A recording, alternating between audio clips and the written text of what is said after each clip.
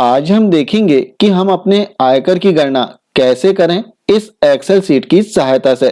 जैसे कि आपको पता है कि हम प्रतिवर्ष इनकम टैक्स के कैलकुलेशन के लिए एक्सेल सीट प्रोवाइड कराते हैं और जो एक्सेल सीट है वो मेरे बड़े भाई छिंदवाड़ा में पदस्थ सहायक ग्रेड 2 श्री अविनाश ठाकरे जी ने बनाया है। और इस एक्सेल सीट की सहायता से आप बहुत ही आसानी से बस कुछ एंट्री करके अपने इनकम टैक्स का कैलकुलेशन कर सकते हैं। आइए देखते हैं कि इसमें हमें कैसे वर्क करना है। साथ ही जो एक्सेल सीट है इसे डाउनलोड करने की लिंक आपको डिस्क्रिप्शन बॉक्स में मिलेगी, जिस पर क्लिक करके आप इस एक्सेल सीट को डाउनलोड कर सकते हैं और अपने इनकम टैक्स का कैलकुलेशन कर सकते हैं। अब इसमें हमें केवल 2 सीट में काम करना है। पहली है पे डिटेल वाली सीट, जिसमें हमें अपनी बेसिक जानकारी फिल करना है। साथ ही हमारे इनकम की डिटेल इसमें हमें फिल करना होगा कि पूरे वित्तीय वर्ष में 1 अप्रैल से लेकर 31 मार्च तक हमें कितनी सैलरी मिली है, कितना एरियस मिला है या फिर अन्य कोई आय हुई है, वो डिटेल हमें इसमें फिल करना है। साथ ही इसी सीट में हमें अपने डिडक्शन की जानकारी भी दर्ज करना होगा, जो कटौती हुई है इसकी जानकारी भी दर्ज करना होगा। अब सीट में जो जानकारी आप दर्ज करेंगे केवल पहले रो में आप जानकारी दर्ज कर दें।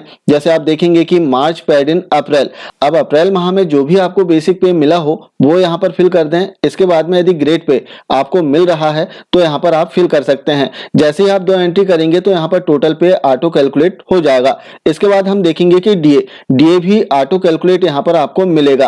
अब यदि आपको लगता है कि डीए आपको कम मिला है तो यहाँ पर परसेंटेज दिया गया है। यदि आपको कम परसेंट डीए मिला है तो यहाँ से आप परसेंट चेंज कर सकते हैं।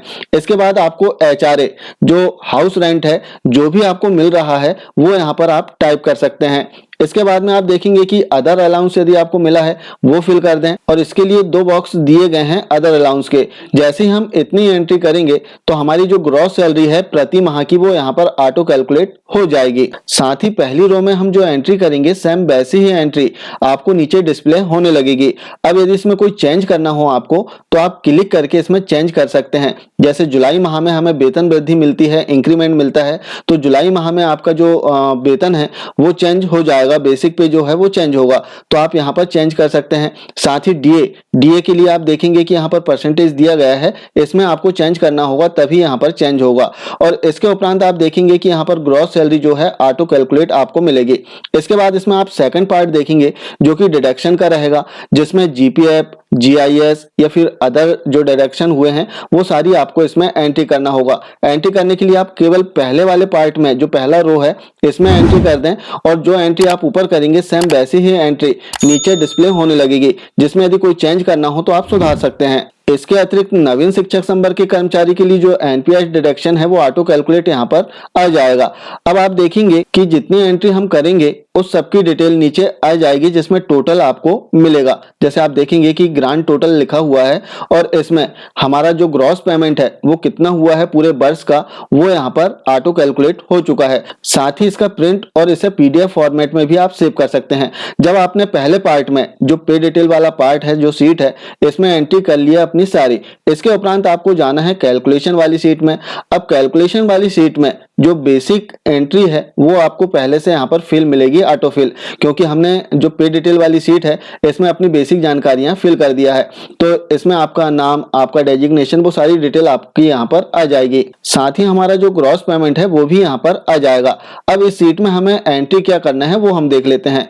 जैसे हम देखते हैं कि हमें स्टैंडर्ड डिडक्शन मिलता है तो स्टैंडर्ड डिडक्शन ऑटो डिडक्ट यहाँ पर हो जाएगा। अब इसके बाद में यदि हमारा प्रोफेशनल टैक्स या फिर एम्प्लॉयमेंट टैक्स कटा है जिसकी डिटेल हमने पे डिटेल वाली सीट में फिल किए हैं तो वो ऑटो ऐड यहाँ पर हो जाएगा। यहाँ पर हमें कुछ नहीं करना है।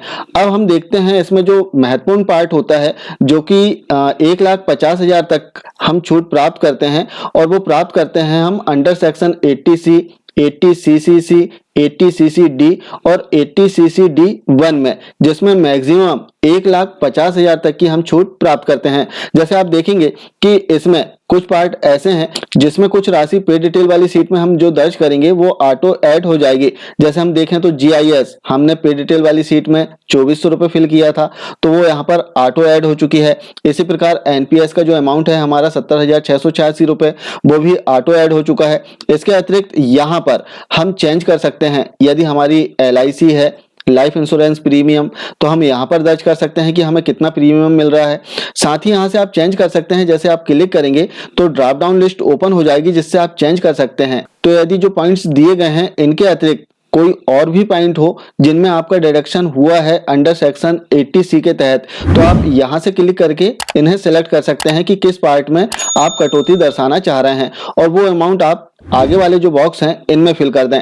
जैसे आप फिल करेंगे तो इसका जो ऑटो कैलकुलेशन है वो नीचे हो जाएगा। अब जैसे आप देखेंगे कि यहाँ पर 2,23,086 रुपए ऑटो कैलकुलेट हुआ है, लेकिन इस पार्ट में हमें मात्र 1,50,000 तक की मैक्सिमम अधिकतम जो छूट मिलेगी 1,50,000 तक की। तो आप साइड में देखेंगे कि जो डिडक्शन होगा इसमें 1,50,000 रुपए इसमें कम हो जाएगा आपका जो अमाउंट है इसमें। अब इसके पश्चात हम देखेंगे कि इसमें अगला पार्ट दिया है वो भी कटौती के लिए है। अब इसमें आप अलग अलग छूट ले सकते हैं। जैसे हम बात करें अंडर सेक्शन 80CC(d)(1)(b) जो कि एनपीएस के तहत है, इसमें अतिरिक्त 50,000 की छूट मिलती है। तो यदि आप नियम में आ रहे हैं तो आप इनमें देख लें। जैसे आप देखेंगे कि इसमें मेडिकल इंश्योरेंस के लिए भी छूट मिलती है जो कि लगभग 50,000 के आसपास छूट है। तो इनमें देख लें आप कि आपको किस पार्ट में छूट लेना है और संबंधित पार्ट के दस्तावेज आपके पास में है तो आप अमाउंट यहाँ पर फिल करके इसमें छूट ले सकते हैं। जब आपने इतनी जानकारी फिल कर दिया तो यहाँ पर ऑटो कैलकुलेट हो जाएगा। इसके उपरांत आप देखेंगे कि आपकी टैक्सेबल इनकम कितनी है वो यहाँ पर आ जाएगी और इस टैक्सेबल इनकम में कितना आपको टैक्स लगेगा वो यहाँ पर ऑटो कैलकुलेट हो जाएगा। और जो सीट आप देख रहे हैं ओल्ड रिजीम में है जिसमें हमें छूट मिलती है अपनी कटौती पर।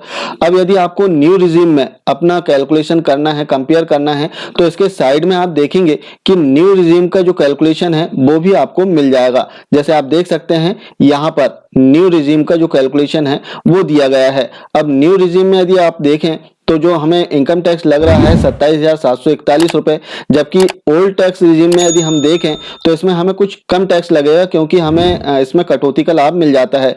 जैसे ओल्ड टैक्स रिजीम में हम देख सकते हैं 15,065 रुपए हमें कुल टैक्स लगेगा हमारी जो ग्रॉस सैलरी है इसमें।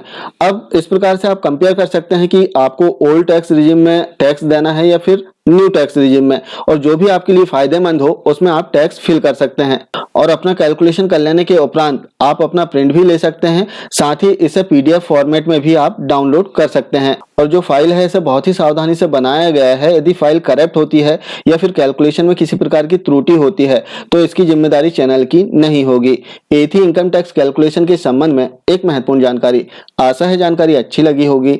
मिलते हैं कुछ इसी प्रकार की जानकारियों के साथ में नेक्स्ट वीडियो में। तब तक के लिए जय हिंद।